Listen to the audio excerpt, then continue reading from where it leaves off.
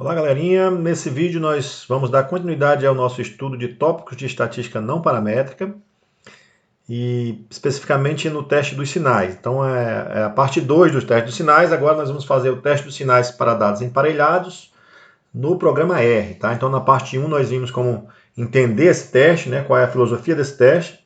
E agora vamos mostrar como fazer esse teste no programa R, que vocês vão ver que vai facilitar muito a vida de vocês aí com relação às contas. Bom, então para isso nós vamos usar um exemplo que nós trabalhamos no vídeo anterior, que era de uma dieta, né?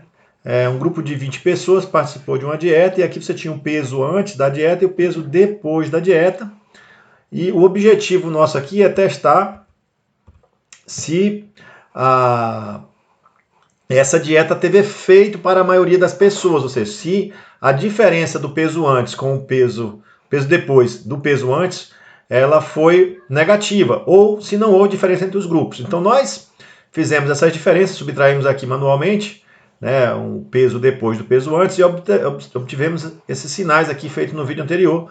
A proporção de sinal de mais era quase igual à proporção de sinal de menos, mas a gente quer fazer agora isso no R, sem precisar fazer conta nenhuma relativa a essas diferenças. Ou seja, nós queremos apenas trabalhar com o conjunto de dados e usar uma função que já vai nos dar a conclusão, né? Então a hipótese que nós estamos testando é que a proporção de sinal de mais é a mesma da proporção de sinal de menos, ou seja, é 50%. Isso significa dizer que a dieta não trouxe nenhum efeito, nem negativo nem positivo para as pessoas, caso a hipótese nula não seja rejeitada. Tá, ok? Então vamos ver como fazer isso no R, e vocês vão ver que no R a gente vai precisar apenas dos dados, tá certo? Quando a gente utilizava a função do teste binomial, a gente precisava saber desses sinais. Agora, usando uma função específica para o teste dos sinais, nós vamos entrar apenas com os dados. Então, lembrando que se você vai usar uma função do R, você precisa ter instalado esse pacote aqui, ó, BSDA. Então, se você não tem ele instalado, instale ele primeiro, que vai ser o pacote que nós vamos utilizar a função para o teste dos sinais. Carrega o pacote, né? Roda aqui, carrega o pacote carregado. Agora você vai carregar o conjunto de dados. Então, PD aqui eu chamei é o peso depois, e PA é o peso antes. E tabulei aqui o conjunto de dados para o R, né? Para que o R possa entender. Feito isso, roda aqui os dados. Então, você tem aqui, já rodou os dados, o peso depois e o peso antes. E a função que faz o teste dos sinais é essa funçãozinha aqui, ó, sinal teste, ok? Você vai entrar, no caso, para dados emparelhados, você vai entrar com um vetor, que é o vetor x e um vetor y. Esse vetor x é o peso depois e o peso antes. Agora, quem que você coloca para ser o peso depois e quem que você coloca para ser o peso antes? Na verdade, tanto faz, tá? Só que isso vai mudar a contagem do sinal de mais, passa a ser a contagem do sinal de menos. É só essa diferença que tem. E, obviamente, muda a interpretação quando você vai fazer o teste bilateral, unilateral à esquerda ou à direita. Então, você tem que ter mais cuidado, né? Nós colocamos aqui x sendo o peso depois e y sendo o peso antes. Por quê? Porque o que o programa vai fazer é sempre subtrair o x do y, tá bom? Então, você vai estar subtraindo aqui o x do y, consequentemente, o peso depois do peso antes. E nós queremos testar se esse peso depois, subtraído do peso antes, né, se ele estatisticamente, a diferença entre os dois é estatisticamente menor do que zero. Então, com essa sintaxe, nós vamos estar subtraindo o peso depois do peso antes, né? E ao rodar aqui, ó, no teste unilateral à esquerda, conforme a gente estabeleceu lá no exemplo, ao nível de confiança de 95%, nós vamos rodar aqui e nós vamos obter aqui um p-valor de 0,4119. Esse é o número de sinal de mais, né? Que nós obtemos, ou o número de sucesso, nesse caso, que está sempre contabilizado aqui pelos sinais de mais, tá ok? Então, se você inverter a ordem aqui, colocar o x sendo o PA e o y sendo o PD, aí o número de sinal de mais passa a ser 11. E aí, obviamente, com essa hipótese unilateral à esquerda, você vai provavelmente ter conclusões diferentes.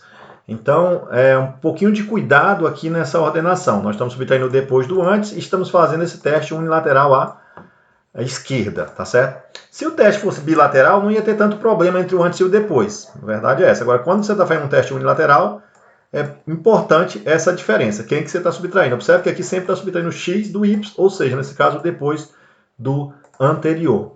Então, isso aqui é a mediana das diferenças. Esse intervalo de confiança que sai aqui, quando você usa essa função aqui para o teste unilateral, ele não é razoável, tá certo, pessoal? Então você desconsidera ele e passa a trabalhar só aqui com o p-valor inicial. Então, se você quiser um intervalo de confiança mais razoável para a mediana das diferenças, você vai ter que fazer aqui um teste bilateral colocando aqui two-sided, que não é o caso do nosso exemplo. Mas se você colocar aqui, ó, two-sided, né? Two-sided, aí roda de novo. Aí esse intervalo de confiança que você vai obter aqui, ó, que é o intervalo para as diferenças, tá certo? Então as diferenças que você obteve. Quando você pegou o peso depois e subtraiu do peso antes, você teve várias diferenças. Então aqui seria um intervalo de confiança para a mediana da diferença. Observe que o zero está dentro desse intervalo, portanto não deve-se rejeitar a hipótese nula. É claro que muda o p-valor quando você muda se o teste é bilateral ou se o teste é unilateral à esquerda. Então no caso lá do nosso exemplo, ela unilateral à esquerda mantém desse jeito e roda normalmente. Só não é razoável esse intervalo de confiança, ok? A hipótese alternativa aparece aqui, ó, a diferença verdadeira, né, é menor do que zero, é o que você está considerando como hipótese alternativa.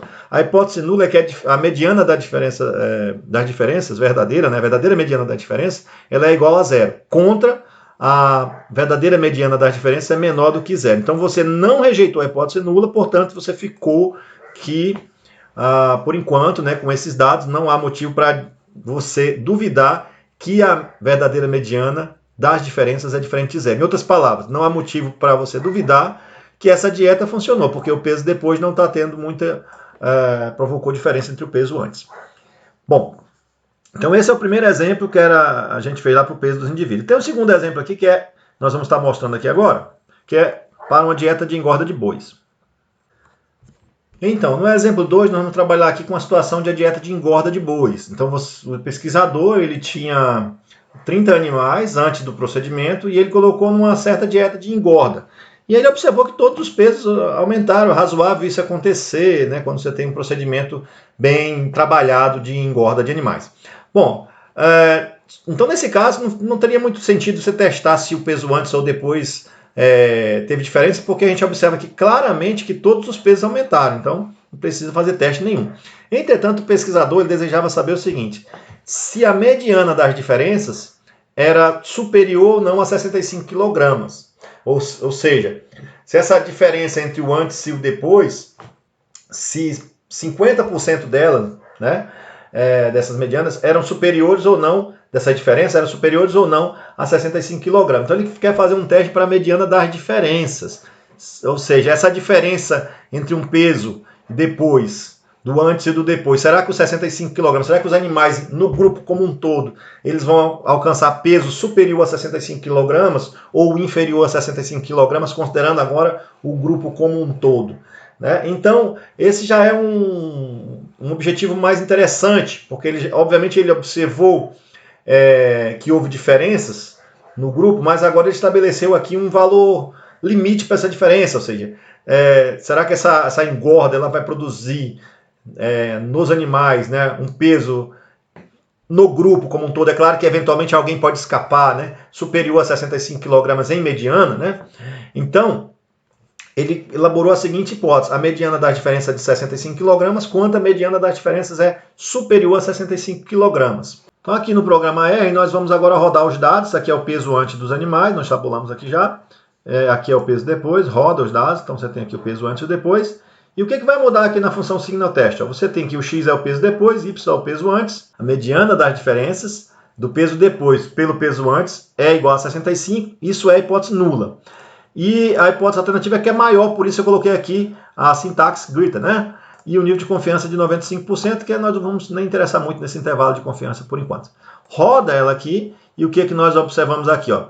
Você teve um p-valor muito pequenininho, então você está rejeitando a hipótese nula, de que a mediana das diferenças é igual a 65. E está ficando com qual hipótese? Com a hipótese alternativa de que a verdadeira mediana das diferenças é maior do que 65 kg.